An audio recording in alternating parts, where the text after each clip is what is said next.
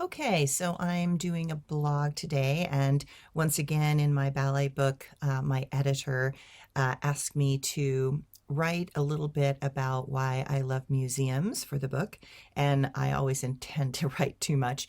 And so this is my little natural process on thinking about why I love museums, and that's the title. To me, being in a museum is like getting to fly another's plane. While I have my own instrument to explore movement, energy, sound, and light through dance, my body or instrument is attuned to navigating those frequencies in its own particular and peculiar way. The repetition of dance allows us to move through the process of gaining skills and strength to a level that transcends trying and becomes something that is a blend between the soul and the body. The body needs to have enough skill to be able to control and contain the forces that move just outside conscious awareness so that a merging happens that can begin to transcend time and space and become art. The body has to be trained so that the power of the soul can come more fully into this existence.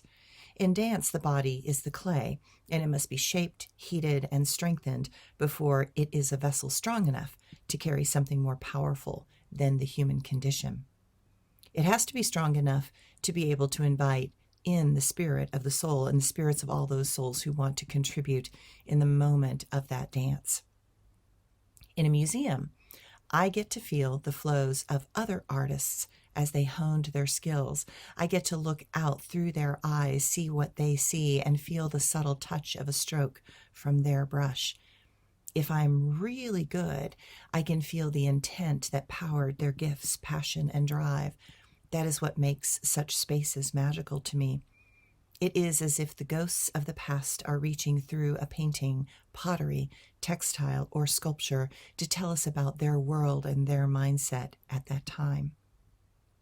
When I am in a museum or in a place of wonder, I work with a type of listening that is not auditory. Perhaps it is because of my ballet training that I am curious about the feelings that move through the hands that held the brush and the powerful intention that this artist held as so precious that he or she was able to guide the softness or the subtlety of those feelings through the strokes of that brush, imbuing the painting or art with their concentration, focus, and life.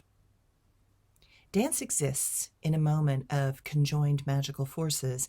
It is a physical form of art, but it lives in the ethers beyond time and expresses the constant movement that is life and celebrates a moment. It is the requirement of Terpsichore that we dance, and then we are required by her laws to completely release that dance as a gift of spirit that it is. I believe dance is like music, something so very close to the angelic realms that it can only briefly exist in this reality. Dance is here to touch who it is supposed to touch, inspire a thought or feeling in an audience, and be fully released as a gift of the authentic and highest expressions that are mankind's potential. Dancers are a reminder what could be if we all learned a bit of mental and emotional discipline. All art requires various forms of discipline. That is what makes great art. Dance is an expression of unconditional love that is so powerful that no dancer has ever been paid what they are worth. Dancers are never honored in the way of other great artists until this modern age of video and movies.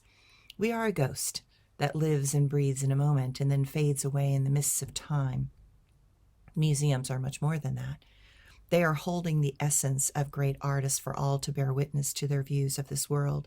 Their energy still exists because they took dreams and made them into something that can still exist hundreds or even thousands of years later.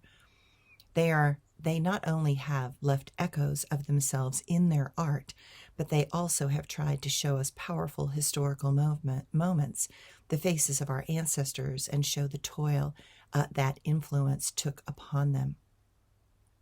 Museums show the art of the common man through pottery that was used for daily life. We get to know what was important to ancient peoples because of seeing that even in useful tools, the creative potential within certain souls determined to bring beauty and functionality together. They wanted to make things useful and beautiful. Museums show me how painters use color combinations to show how light plays and dances on faces and landscapes. In our modern world, everything presented is so picture perfect. Makeup, hair, all the small things in our world seem to want to be remembered with words such as gorgeous, stunning, sexy, or powerful. But in the ancient world, they created from what they saw every day. They saw beauty in an ancient face lined with grief and fraught with turmoil. They celebrated the harshness, not just the beauty. They showed not a bright sunlit world, but an overcast gray sky that seems ominous and warning of something yet to come. They showed saints suffering to remind us that even the best of us struggle with life and are not accepted. Real art makes things that we can relate to and that give us truth. But that truth is not made into something unattainable. It is something that reminds the human soul that it must reach through pain, through hardship, and discover a force within that is stronger than circumstances. I love museums. I love how they smell of another time. I love how they surprise me with the powerful colors they used and the joy that those colors intended to show us something about them.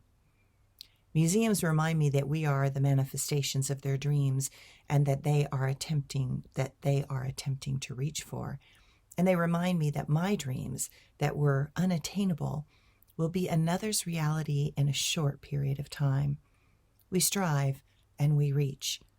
As we reach, we push against the known reality and the barriers of energy that limit this existence. While we may not attain our dreams in this lifetime, museums remind me that my dreams will be attained by another wave of souls that will find a way to be stronger, bigger, and a more powerful vessel with which to hold their own magnificence. Thanks, everyone.